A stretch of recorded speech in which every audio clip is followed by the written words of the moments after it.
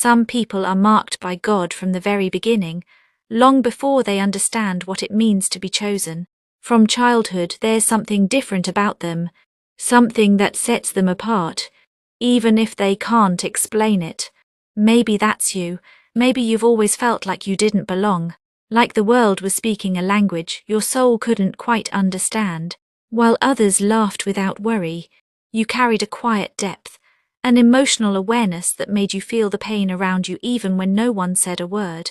You watched, you listened, you felt everything, and you wondered why you were so sensitive, so alert, so different. But you weren't just different, you were chosen, and being chosen doesn't always come with celebration, it often comes with suffering. God's hand has been on you since the beginning, and because of that, your life has never been ordinary. Like Moses, your story started in hiding. Like David, you were called while no one was looking. Like Samuel, you heard things others ignored. Like Jesus, you were misunderstood. Even from a young age, you were born with a spiritual assignment, and even before you could speak it, your soul knew it. This is why your childhood may have been so hard. Many chosen ones are born into environments that try to dim their light before it even fully shines. You may have felt neglected, unseen, or emotionally abandoned. Maybe the people around you didn't know how to love someone so spiritually sensitive. Maybe they called you too emotional, too dramatic, too quiet, or too intense. But God wasn't punishing you, He was preparing you.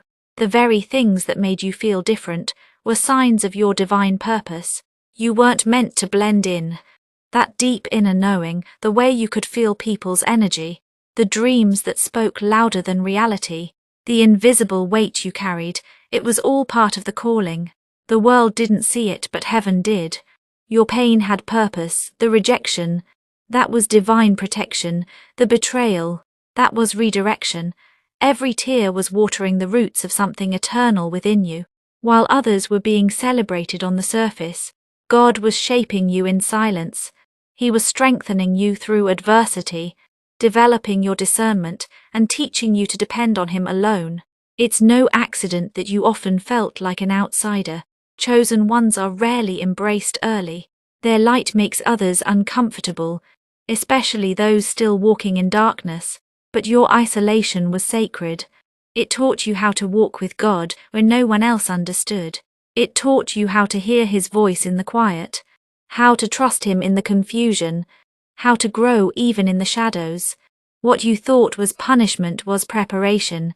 The enemy tried to take you out early because he saw your potential. He saw the oil on your life and knew that if you ever awakened to who you really are, chains would break, curses would end, and lives would be transformed.